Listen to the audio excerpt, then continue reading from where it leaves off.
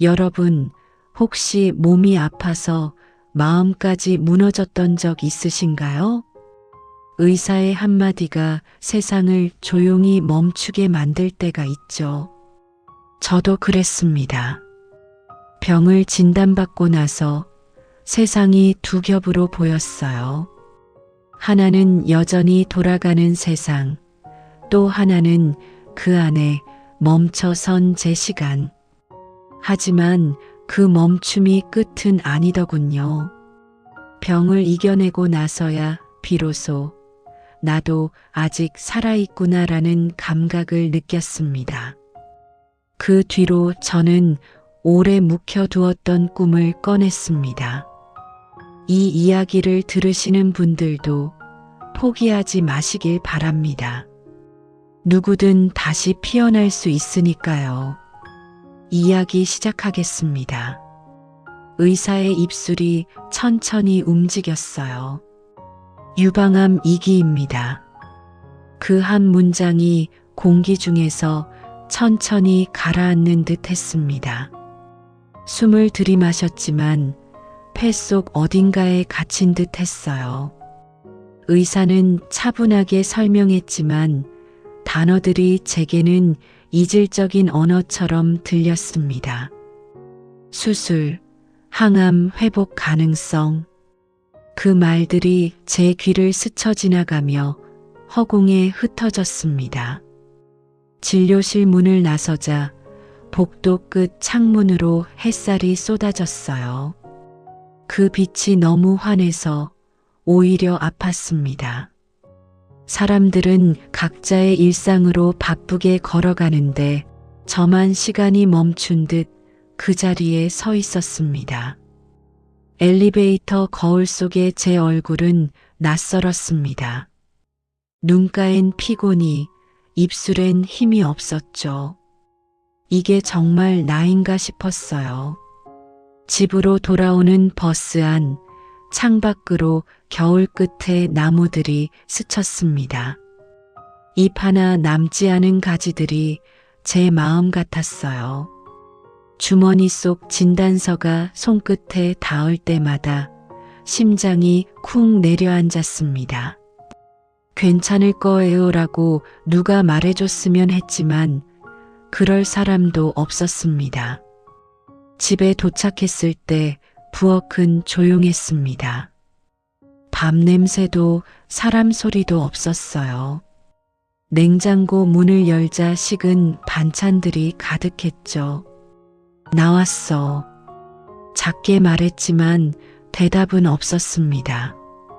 잠시 후 남편이 방에서 나와 말했습니다.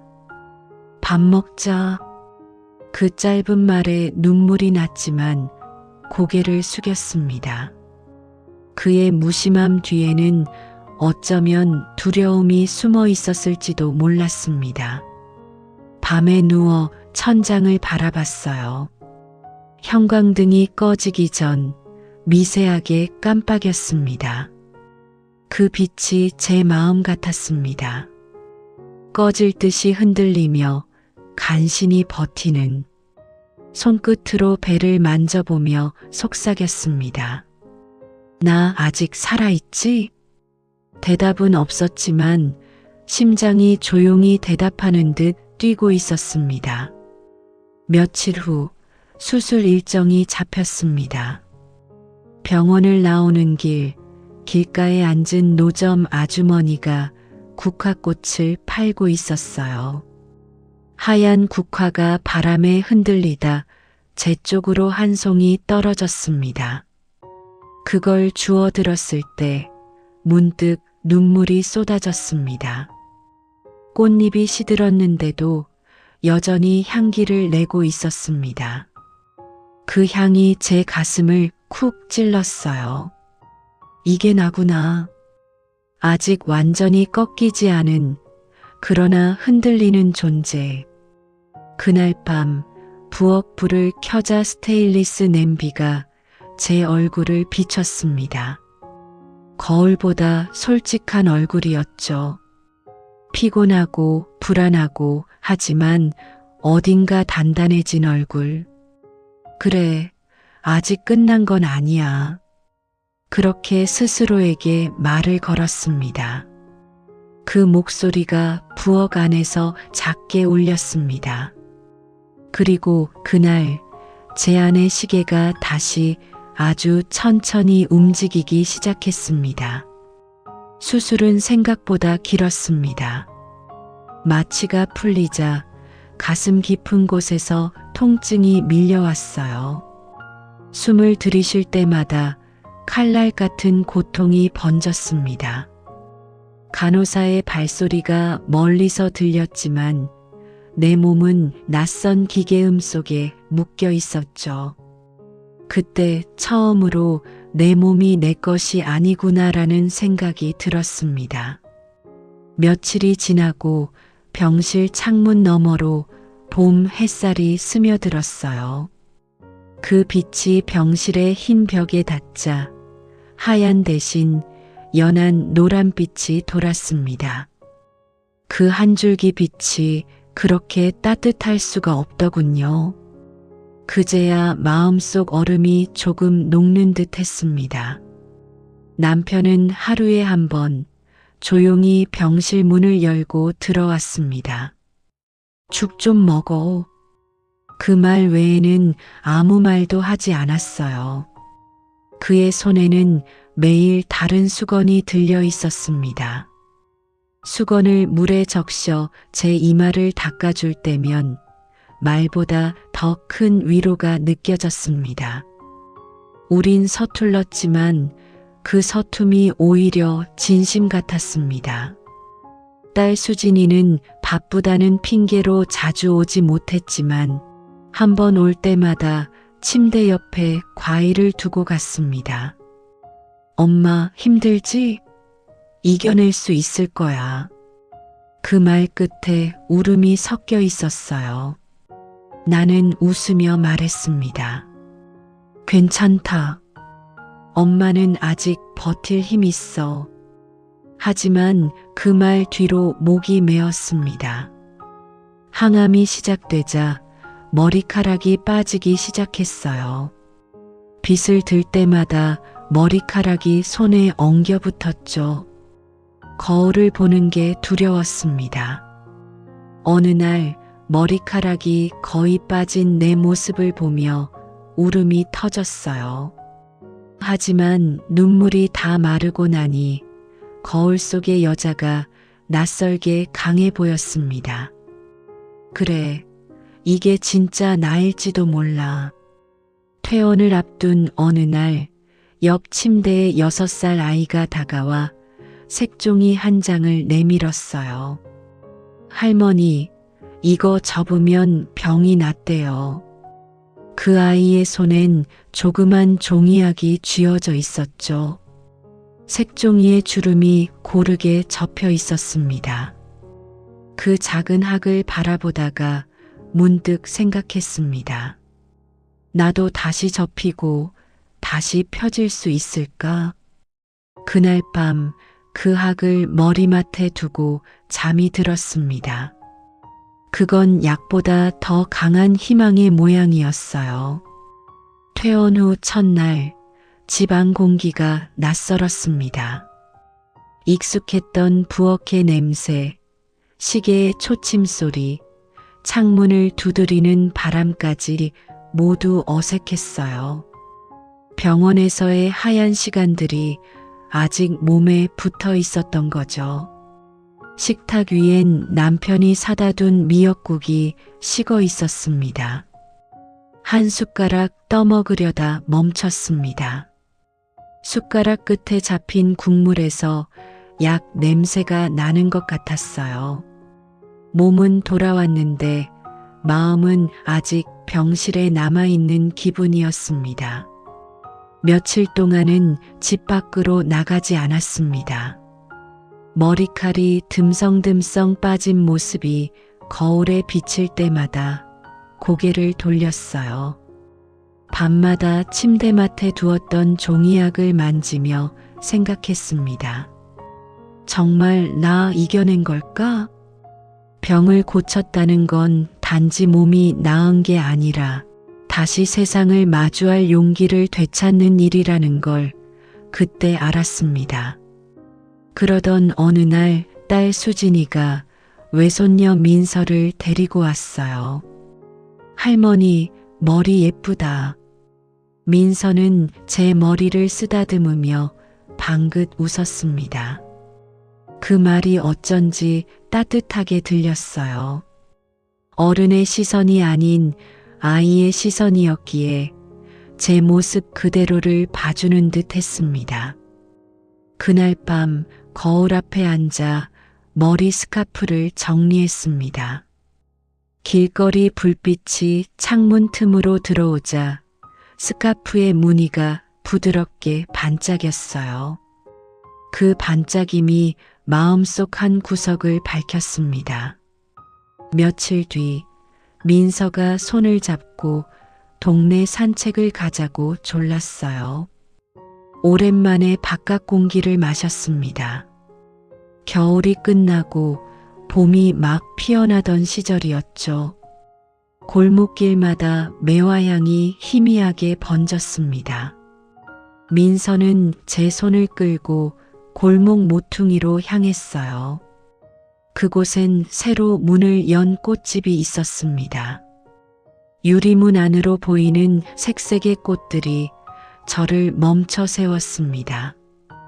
연분홍 장미, 노란 튤립, 그리고 창가에 놓인 작은 화분 하나.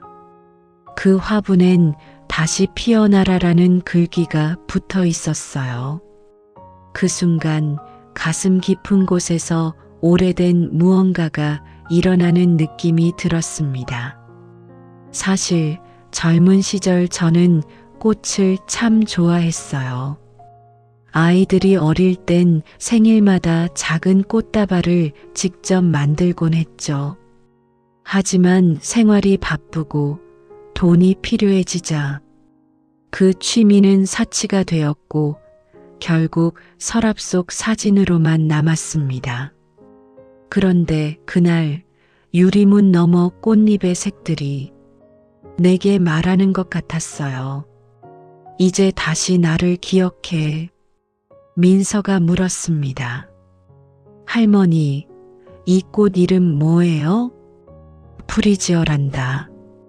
향기가 봄이랑 닮았지. 코끝에 향을 느끼는 순간 묘하게 가슴이 저렸습니다. 이 향이 어쩌면 내가 다시 살아있다는 증거 같았어요. 그날 밤 남편이 물었습니다. 오늘 어디 다녀왔어? 응, 그냥 꽃집 앞까지. 그가 잠시 말이 없더니 조용히 말했습니다. 좋더라, 꽃. 당신이 꽃 좋아했지. 그 말 한마디에 가슴이 쿵 내려앉았습니다.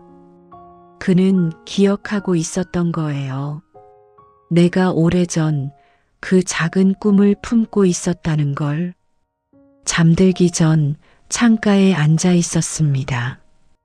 유리창 너머로 봄비가 내리고 가로등 불빛이 물 위에서 흔들렸어요.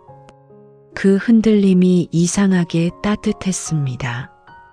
손끝에 닿은 종이약을 펼쳐보니 아이가 써준 글씨가 보였어요. 할머니, 꼭 나아요. 그 글자를 바라보다가 문득 떠올렸습니다. 나았다는 건 단지 병이 없어졌다는 게 아니라 다시 누군가를 사랑하고 무언가를 꿈꿀 수 있는 상태라는 걸. 그날 밤 제 마음속에서도 작은 빛이 켜졌습니다. 아직은 희미했지만 분명히 따뜻한 빛이었습니다. 그리고 나는 그 빛을 따라가기로 했어요. 한 번뿐인 내 봄을 다시 피워보기 위해서요. 그날 이후로 나는 매일 아침 꽃집 앞을 지나갔어요. 처음엔 단지 걷기 운동 삼아 나선 길이었는데 점점 그곳이 내 하루의 이유가 되어갔습니다. 유리문 안쪽에서 꽃잎들이 햇살을 머금고 반짝이는 걸 보고 있노라면 내 가슴도 같이 피어나는 듯 했죠. 며칠째 그렇게 서 있다가 결국 문을 열고 안으로 들어갔습니다. 문 위에 종이 맑게 울렸어요. 안에는 젊은 여주인이 꽃다발을 정리하고 있었습니다. 어서 오세요. 그 말 한마디에 이상하게 목이 메었습니다. 손끝으로 꽃잎을 만지자 부드럽고 따뜻했어요. 병원에서 차가운 금속기구만 만지던 내 손에 처음으로 생기가 돌아왔습니다. 이건 어떤 꽃이에요? 라넌큘러스예요. 햇살을 좋아해서 봄에 가장 예쁘게 피어요. 그녀의 대답을 들으며 향을 맡았습니다. 달콤하면서도 약간 쌉싸름한 냄새. 그게 참 사람 같았어요. 기쁜 날에도 슬픈 날에도 피는 냄새. 그날 나는 작은 화분 하나를 샀습니다. 흰색 프리지어였습니다. 집에 돌아와 부엌 창가에 올려두었어요. 햇살이 닿는 자리, 바로 그곳이었죠. 그날 이후 하루의 첫 일은 물을 주는 일이 되었습니다. 물방울이 잎사귀에 맺히는 걸 보고 있으면 심장이 조금씩 살아나는 기분이었어요. 매일매일 그 작은 화분이 내 호흡을 되찾게 했습니다. 어느 오후 남편이 내 화분을 바라보다가 물었습니다. 그거 또 하나 사면 어때? 응. 부엌이 꽃향기로 가득하니 좋더라. 그의 목소리는 낮았지만 진심이 느껴졌습니다. 그날 저녁 우린 오랜만에 같은 식탁에 마주 앉았습니다. 밥 위로 김이 오르고 그 사이로 꽃향기가 스며들었어요. 말이 많진 않았지만 묘하게 따뜻한 저녁이었습니다. 며칠 뒤 나는 동네 화훼농장에 들렀습니다. 새로운 화분을 사고 싶었거든요. 그곳에서 박노인을 처음 만났습니다. 주름 깊은 얼굴에 흙이 묻어 있었지만 눈빛은 맑았어요. 이 꽃은 햇빛을 너무 세게 받으면 안 돼요.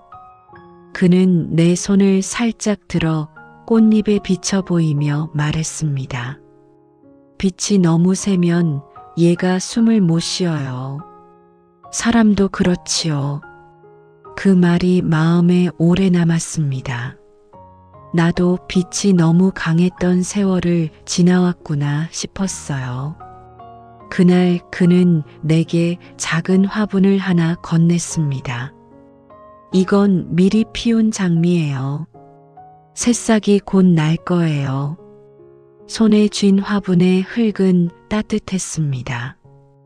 그 온기가 손바닥을 넘어 심장까지 번졌어요. 마치 이제 시작해도 된다는 허락 같았습니다. 집으로 돌아오는 길 바람에 흙냄새가 섞여 있었습니다. 그 냄새가 이상하게 위로가 되었어요.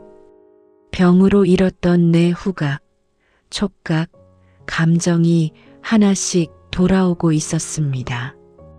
창문을 열자 부엌 안으로 봄 냄새가 밀려왔습니다.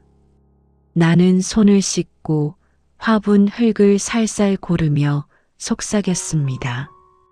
잘 자라, 그리고 나도 잘 살아볼게. 밤이 깊어지자 창가의 화분에 작은 싹이 올라왔어요. 그 연한 초록빛이 어둠 속에서도 또렷했습니다.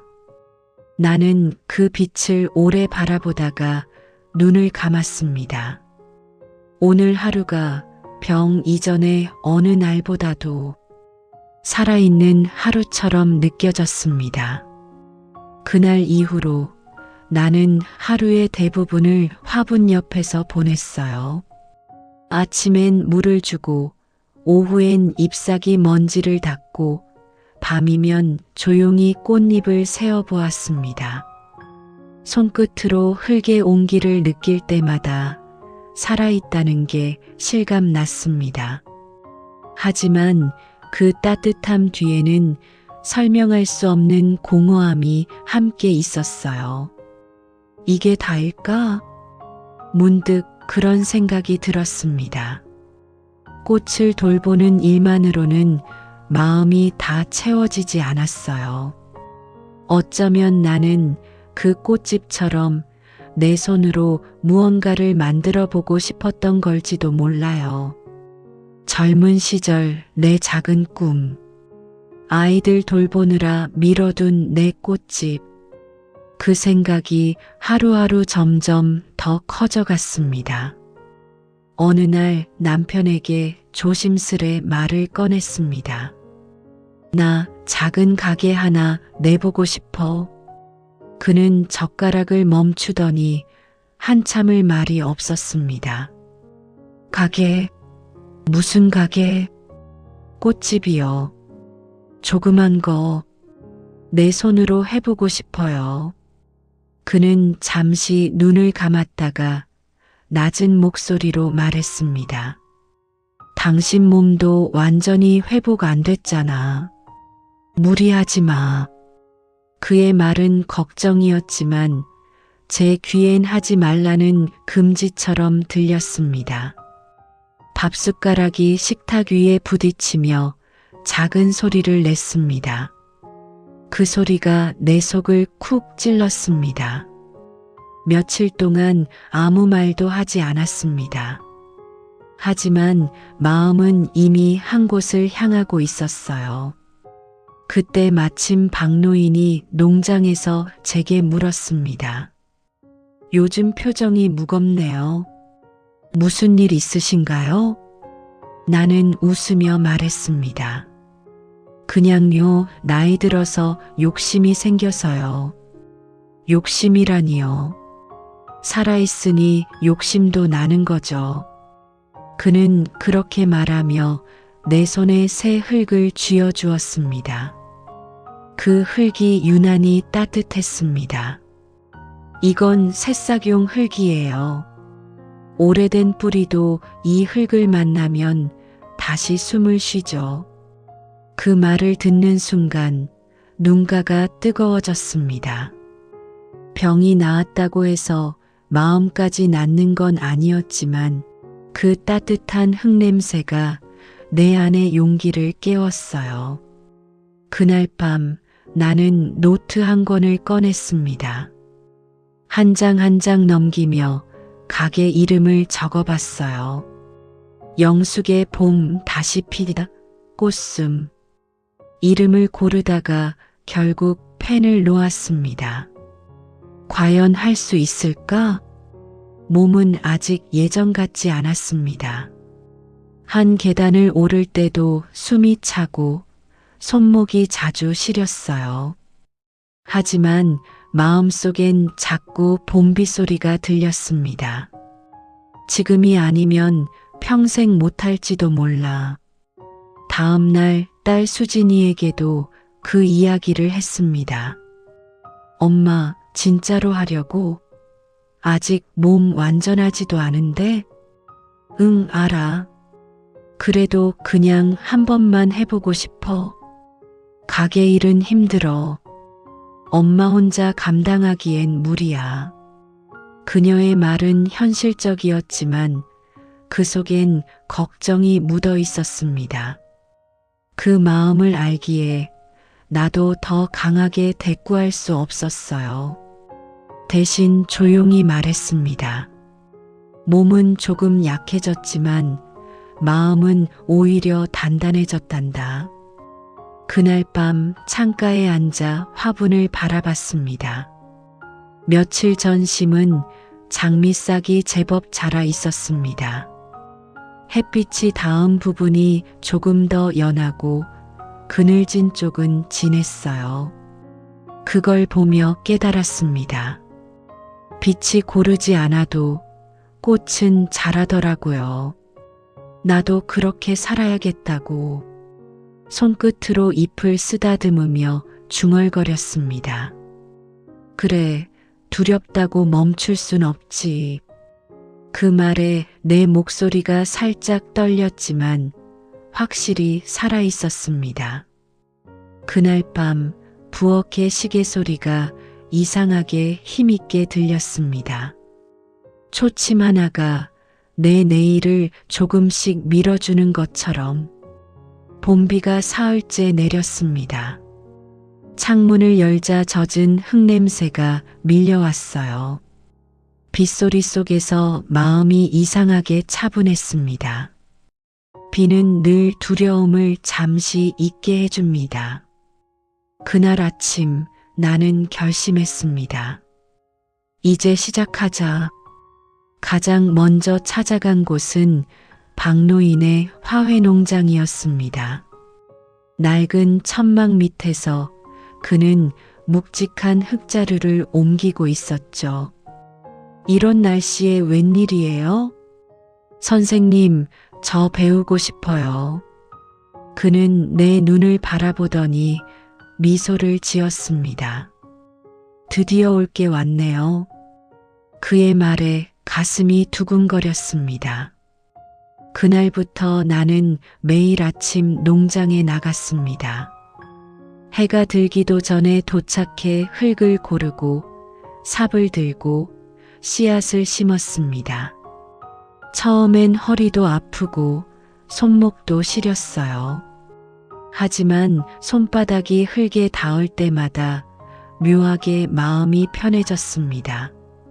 삽질을 할 때마다 내 안에 쌓였던 불안과 두려움이 조금씩 흩어졌죠.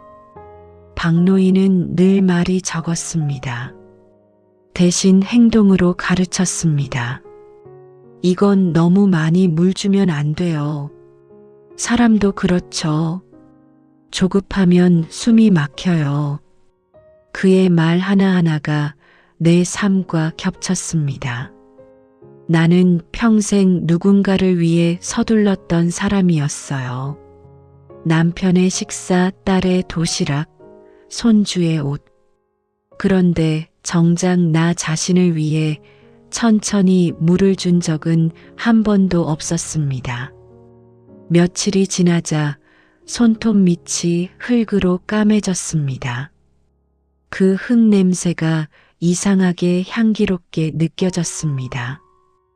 햇빛 아래서 땀이 흘러내릴 때마다 살아있다는 느낌이 몸을 채웠어요. 박노인은 내게 작은 화분을 하나 내밀었습니다. 이건 직접 심어봐요. 이름은 초롱꽃이에요. 처음엔 약해 보이지만 비바람을 맞을수록 더 단단해집니다. 나는 흙을 파고 손끝으로 씨앗을 눌렀습니다. 그 작은 씨앗 하나가 내 인생의 새로운 시작처럼 느껴졌어요. 그날 집에 돌아와서도 흙냄새가 손끝에 남아 있었습니다. 남편이 묻더군요. 오늘도 다녀왔어? 응, 오늘은 내가 직접 심었어요. 몸은 괜찮고 조금 아파요. 그래도 기분은 좋아요. 그가 잠시 고개를 끄덕이며 말했습니다. 좋아 보이네. 그런 얼굴 오랜만이야. 그 말이 가슴을 스쳤습니다. 그는 여전히 무뚝뚝했지만 눈빛만은 따뜻했습니다. 며칠 후 초롱꽃이 작은 싹을 내밀었습니다. 그 연한 초록이 얼마나 귀하던지 나는 매일 아침 그 잎을 세어보았습니다. 햇살이 살짝 닿는 시간마다 속삭이듯 말했죠. 잘하고 있어. 너도 나도. 박노인은 어느 날 내게 낡은 나무 상자를 건네주었습니다. 이건 예전에 내 아내가 쓰던 거예요. 꽃을 팔던 상자죠. 상자 안엔 손때 묻은 줄자와 가위가 들어 있었습니다. 그가 말했습니다. 이걸로 첫걸음을 떼봐요. 시작은 크지 않아도 돼요. 그 말에 손이 떨렸습니다. 상자를 품에 안자 오래된 목재의 냄새가 났습니다. 그 냄새 속엔 누군가의 삶과 땀 그리고 기다림이 섞여 있었어요. 그날 밤 나는 상자 위에 작은 종이를 붙였습니다. 꽃을 배우는 사람 한영숙. 글씨가 삐뚤었지만 마음은 똑바로 서 있었습니다. 창문을 열자 밤바람이 불어와 종이를 흔들었습니다. 그 소리가 마치 응원처럼 들렸어요. 나는 눈을 감고 속삭였습니다. 그래, 나도 이제 한 뼘쯤은 나아갈 수 있겠지. 초여름 바람이 불어오던 날 나는 드디어 작은 공간을 얻었습니다. 골목 끝 오래된 세탁소 옆 2평 남짓한 자그마한 가게. 낡은 유리문이 달려 있었지만 햇살이 잘 들어왔어요. 그 햇살이 벽에 닿는 걸 보는 순간 마음이 말없이 울었습니다. 여기면 되겠네. 그 한마디로 모든 게 결정되었습니다. 박노인이 트럭에 화분과 흙을 실어 날라주었습니다. 남편은 말없이 전기선을 손봤어요. 딸 수진이는 어색하게 웃으며 새로 산 커튼을 달아줬습니다.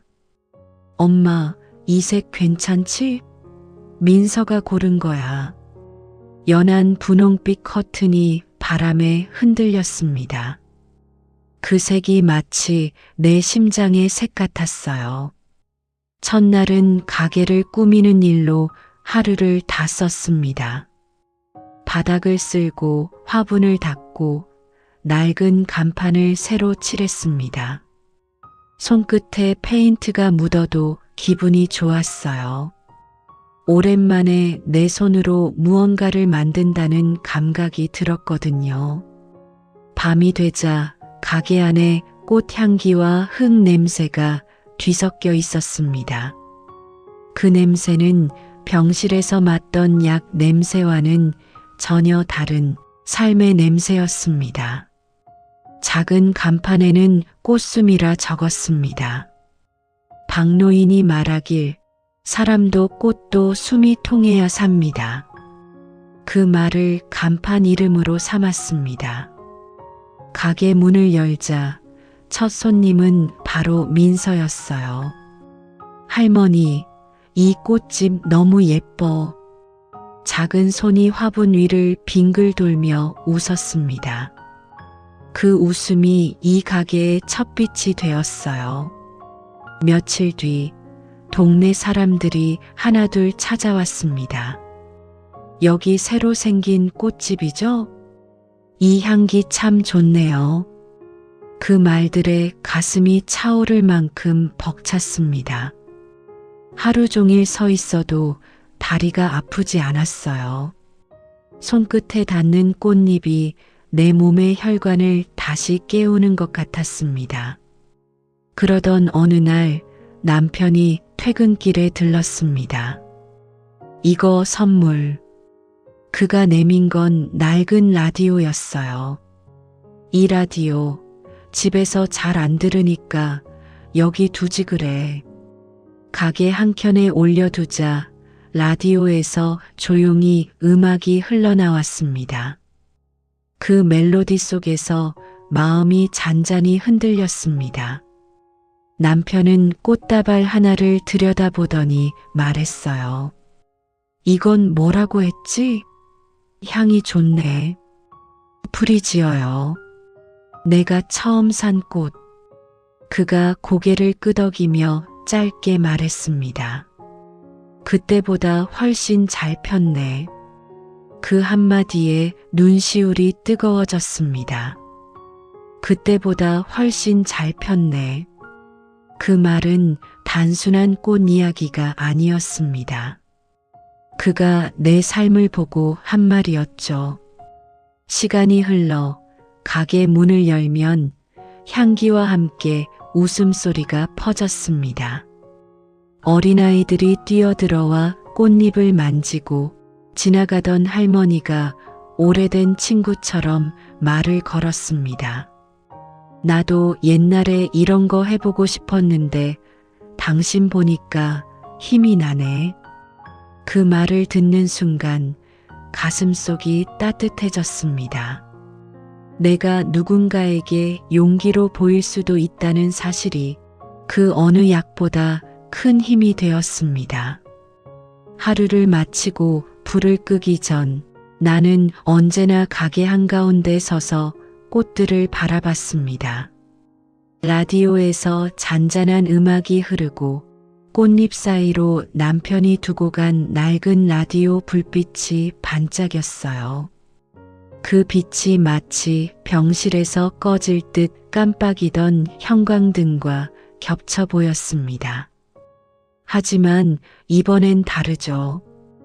그때는 희미했지만 지금은 따뜻했습니다. 손끝으로 한 송이 프리지어를 쓸어내리며 속삭였습니다. 고맙다. 다시 살게 해줘서. 그 순간 문 밖에서 봄바람이 불어와 꽃잎들이 흔들렸습니다.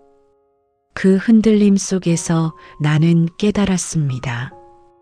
이건 단지 꽃집이 아니라 내가 다시 피어난 자리라는 걸. 여름의 뜨거움이 물러가고 바람 끝이 선선해질 무렵이었어요. 가게 앞 플라타너스 잎이 노랗게 물들고 있었죠.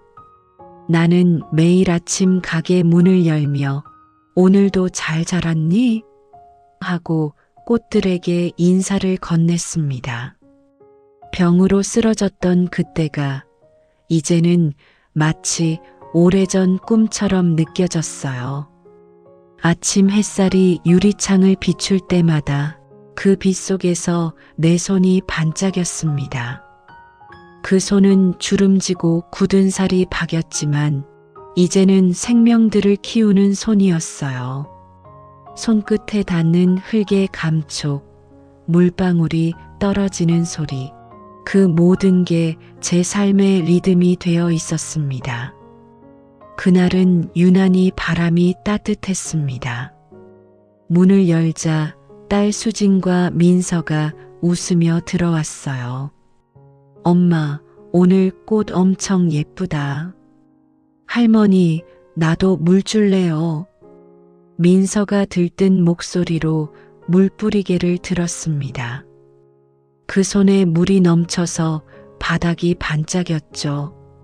나는 천천히 걸어가 손주 머리를 쓰다듬었습니다.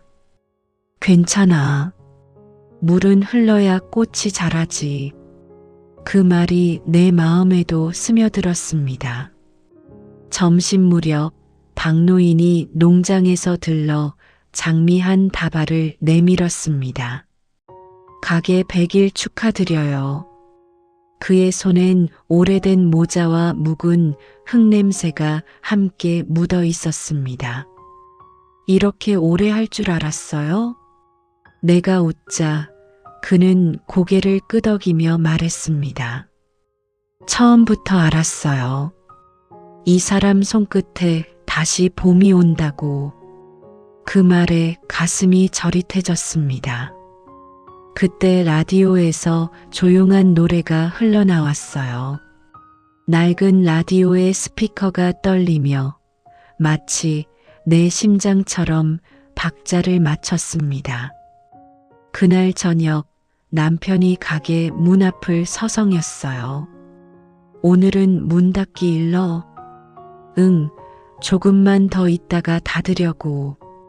그가 잠시 서 있다가 조용히 말했습니다. 당신 요즘 웃는 얼굴이 참 좋다. 그 한마디가 오래 마음에 남았습니다. 나는 꽃 한 송이를 꺾어 그의 손에 쥐어주었습니다. 이건 프리지어예요. 내가 다시 시작하게 해준 꽃. 그는 아무 말 없이 고개를 끄덕이며 그 꽃을 품에 넣었습니다. 그 순간 창가로 노을빛이 흘러들어 우리 얼굴을 비췄습니다. 그 빛 속에서 나는 문득 깨달았어요. 그의 말 없는 응원이 내 가장 깊은 힘이었다는 걸. 밤이 내려앉자 가게 안엔 고요가 흘렀습니다. 꽃잎들이 살짝 고개를 숙이고 공기 중엔 향기가 가득했어요.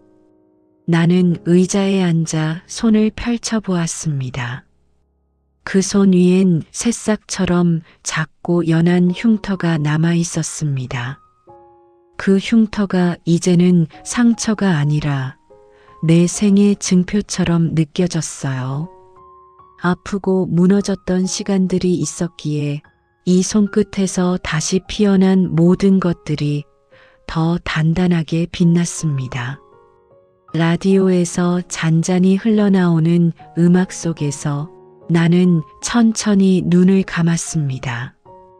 문 밖으로 봄밤 바람이 들어와 커튼을 흔들었고 그 사이로 꽃잎 하나가 내 무릎 위에 떨어졌습니다. 손끝으로 그 꽃잎을 살짝 쓸어내리며 속삭였어요. 그래, 이제 정말 괜찮아. 창가에 올려둔 프리지어가 조용히 피어 있었습니다. 그 향이 밤 공기 속으로 번져나가 골목 끝까지 닿을 듯 했습니다. 병의 이름으로 시작된 내 인생이 이제는 향기로 마무리되고 있었어요. 삶이란 건 결국 다시 피어나는 일. 그리고 나의 봄은 지금 이 순간에도 계속 피어나고 있었습니다. 오늘의 이야기가 여러분들의 마음에 작은 울림과 위로가 되었다면 구독과 좋아요를 눌러주세요. 앞으로도 여러분들에게 위로가 될 이야기로 찾아뵙겠습니다. 감사합니다.